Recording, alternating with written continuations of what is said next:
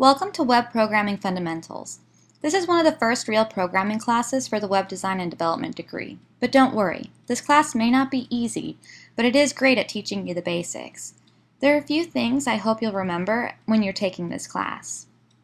Time management has easily been the most important thing to me, especially when you're tackling the assignments where you create your own code. You want to have plenty of time to play around with what you've learned. The more you play with it, trying new things and new ways of using what you've learned in class to create what you want, the better you'll know the subject at hand, whether it's loops, conditionals, or functionals. Don't be afraid to contact the instructor.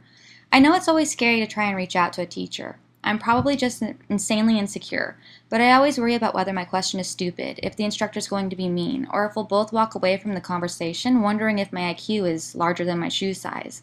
Luckily, the instructors for this program are great. Not only do they really help you with your questions, but I can promise, I asked a few questions that probably had a well duh answer, and I was always treated well by the person I was asking, and they never actually said those words like I feared.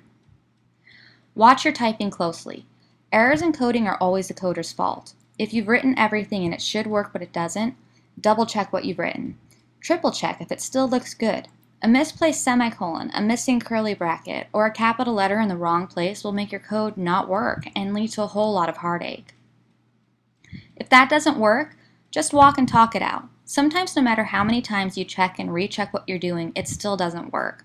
I always use those moments as a chance to walk the dog and spend time with my husband.